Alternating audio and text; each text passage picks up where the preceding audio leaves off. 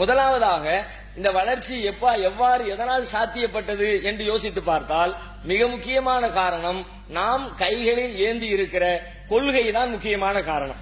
வேறு யாரிடத்திலும் இந்த கொள்கை இல்லை. வேற யாரும் இவ்வளவு தூரம் வளராதுக்கு என்ன காரணம்னா நம்ம கையில வச்சிருக்கிற மாதிரியான கொள்கை வேற யார் கையிலையும் இல்லை. நம்ம என்ன கொள்கையை வச்சிருக்கிறோம்? ரப்புல் ஆலமீனுடைய கொள்கையை வச்சிருக்கிறோம். குர்ஆனையும் ஹதீஸையும் மட்டும்தான் நம்முடைய அடிப்படை கொள்கையாக நாம் வைத்திருக்கிறோம். இதை நம்முடைய காலமெல்லாம் கட்டி காப்பாற்ற வேண்டும். இதனால் தான் இந்த வெற்றி சாத்தியப்பட்டிருக்கிறது. மற்ற எந்த கொள்கையாக இருந்தாலும் அது ஒரு குறிப்பிட்ட அளவை விட்டு தாண்டி போகவே முடியாது. ஏன்னு கேட்டா நாம ஒரு கொள்கையை சொல்றோம்னு சொன்னா அந்த கொள்கையை நோக்கி வைக்கக்கூடிய எதிர் விமர்சனங்களுக்கெல்லாம் முகம் கொடுக்க தயாராக யார் இருக்கிறார்களோ, அதையெல்லாம் முறியடிக்கிற ஆற்றலோரும் அறிவோடும் யார் இருக்கிறார்களோ அவர்களால் தான் அந்த கொள்கையை வளர்த்து கொண்டே செல்ல முடியும். வேற எந்த கொள்கையை எடுத்துக்கொண்டாலும் எதிர்கேள்விகளுக்கு 100% யாராலும் முகம் கொடுக்க முடியாது. ஆனா நம்மை பொறுத்தவரை 100% முகம் கொடுப்போம். எதனால் முகம் கொடுக்கிறோம்? அதனால அதுல எல்லாமே சரியா இருக்குது, ஒண்ணு கூட பிழை இல்ல.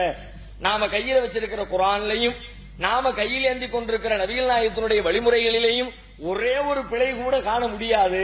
அதன் மீது எந்த குறைகளை குற்றச்சாட்டுகளை சொன்னாலும் நேருக்கு நேராக வாருங்கள், நாங்கள் விவாதிக்கிறோம். நீங்கள் சொல்வது தவறு, நாங்கள் வைத்திருக்கிற கொள்கையே சரி, அல்லாஹ்வுடைய வேதமே சரி, தூதருடைய போதனையே சரி என்பதை கேட்கிற எல்லா கேள்விகளுக்கும் மனம் திறந்து வெளிப்படையாக பதில் சொல்லக்கூடிய வாய்ப்பு நமக்கு மட்டும்தான் இருக்கிறது. இந்த உலகத்தில் இந்த கொள்கையை கையில் வைத்திருக்கிறவர்களை தவிர வேறு யாருக்கும் இந்த வாய்ப்பு இல்லவே இல்லை. ஏதாவது ஒரு கட்டத்தில் தண்ணி குடிப்பாங்க, ஏதாவது ஒரு கேள்விக்கு எச்சு முழுங்குவாங்க. ஆஹா கேட்டு என்ன பண்றது தெரியலையே, மாட்டிக்கிட்டமே, சமாளிப்பாங்க. இங்க சமாளிக்கிறதுக்கு வேலையே இல்லை. எந்த கட்டத்திலாவது கொள்கை ரீதியாக நம் மீது வைக்கப்பட்ட விமர்சனத்திற்கு நாம் தயங்கி நின்றிருக்கிறோம் அல்லது பதில் சொல்ல முடியாம திணறி இருக்கிறோம் அப்படின்னு நம்முடைய இத்தனை ஆண்டு கால வரலாற்றில் ஒரே ஒரு நிகழ்ச்சியை காட்டுங்க பார்க்கலாம். நாம் தனிப்பட்ட முறையில் மனிதன் என்ற அடிப்படையில் செய்த தவறுகளால் நாம் அப்படிப்பட்ட நிலையை அடைஞ்சிருக்கலாம். மனித தவறுகளால், மனித பலகீனத்தால் ஏற்பட்டிருக்கலாம்.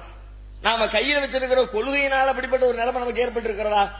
ஒரு காலத்திலும் ஏற்படவே இல்லை. ஏன்னு கேட்டா அவ்வளவு சூப்பரான, யாராலும் முறியடிக்க முடியாத, அல்லாஹ் சொல்றான்ல, ஹுவல்லதி அர்ஸல ரசூலஹு பில் ஹுதா வ தீனில் ஹக்கி லியுத்ஹிரஹு அலா தீனி குல்லிஹி.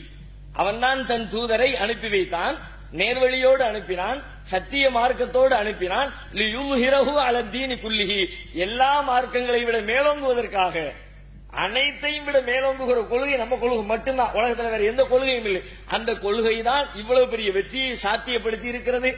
இன்னும் நாம் தொடர்ந்து அந்த வெற்றி பாதையிலே பயணிக்க வேண்டும் என்று சொன்னால் இந்த கொள்கையில் ஒருபோதும் சமரசம் செய்துவிடக் கூடாது. இதை நீங்க மனசுல வைங்க. எதனால் நாம ஏறி வந்திருக்கிறோமோ அதற்கு மாற்றமாக நடந்தால், அதிலே சமரசம் செய்ய நினைத்தால் இந்த வளர்ச்சி நாளைக்கு காணாமல் போய்விடும். 6 வருஷத்துக்கு முன்னாடி 50 பேர் 25 பேரா இருந்தவங்க ஒவ்வொரு ஆண்டும் அப்படியே படிப்படியா வளர்ந்து 1000 ஆனோம், 500 ஆனோம், 1000 ஆனோம், 2000 ஆனோம், இப்படி பல லட்சக்கணக்கான உறுப்பினர்களை கொண்ட இயக்கமாக நாம் மாறி இருக்கோம் என்றால் இதுல நாம சமரசம் செய்ய ஆரம்பித்தால், கொள்கையில கொஞ்சம் விட்டு கொடுக்க ஆரம்பித்தால் என செய்தான் வருவான். பெருசா வளர வளர இன்னும் வளரணும்னு ஆசை வரும் பொழுது எல்லாரையும் எப்படி அரவணைக்கலாம், எல்லாரும் கூட சேர்ந்து பணியாற்றுறது எப்படி அப்படின்னா அவங்க விரும்புற மாதிரி நம்ம சில செய்திகளை சொல்லணும், அவங்க விரும்பாத செய்திகளை நாம மறைக்கணும் அப்படின்னு நமக்கு நாமே செய்தா மண்டையில கொண்டு வந்து போடுவோம். அப்படி போடும் பொழுது கொள்கையை வீரியத்தோடு சொல்ல மாட்டோம், அதுல சில சமரசங்களை செய்வோம். அப்ப மீண்டும் பழைய குருடி கதவு தொடடிங்கிற மாதிரி மற்றவர்கள் எப்படி வீழ்ந்து கிடக்கிறார்களோ அதுபோல நாமும் வீழ்ச்சி பாதையில பயணிக்க ஆரம்பித்து விடுவோம். ஒரு காலத்திலேயும் கொள்கையில் என் உயிர் மூச்சு இருக்கிற வரைக்கும் சமரசம் கிடையாது, அதற்காக என் உயிரை நான் அர்ப்பணிப்பேன் என்ற கொள்கை உறுதியை உள்ளத்திற்குள்ளே ஏந்தி கொள்ளுங்கள். அதுதான் நமக்கான வெற்றியை தரும் என்பதை புரிந்து கொள்ள வேண்டும். இரண்டாவது, நாம் வைத்திருக்கிற கொள்கை இம்மையில் மட்டுமல்ல நாளை மறுமையிலும் வெற்றி தரும் என்ற உணர்வு நம்முடைய உள்ளத்திலே ஆழ பதிந்திருக்கிற காரணத்தினால்தான் எவ்வளவு சிரமங்கள் கஷ்டங்கள் வந்தாலும் இதில் நீடித்து நம்மால் நிற்க முடிகிறது. மற்றவர்களால் ஏன் நிற்க முடியல?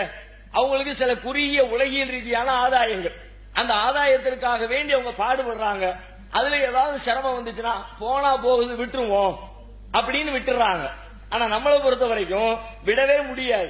ஏன்னா நாம மறுமையின் வெற்றிக்காக பாடுபட்டு கொண்டிருக்கிறோம்.